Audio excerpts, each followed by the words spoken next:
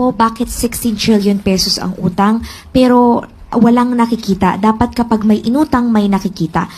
Ang administrasyon ni dating Pangulong Duterte ang naitalang may pinakamataas na naging utang na umabot ng 12.79 trillion as of June 2022. At solong utang po ng administrasyong Duterte ay umaabot po sa 6.84 trillion as of June 2022 at nagkaroon ng increase ng 115.1% sa pagkakautang. Ano-ano na ba ang nakumpletong proyekto sa ilalim ng Build, Build, Build program?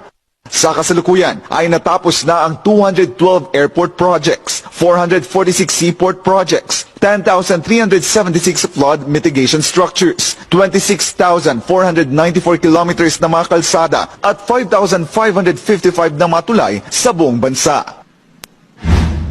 Tinatapos na rin ang pagpapatayo sa mga 102 airport projects, 117 seaport projects, 1,090 kilometers na mga railway, 2,587 na mga flood mitigation structure, 2,515 kilometers na mga kalsada at higit 1,000 tulay.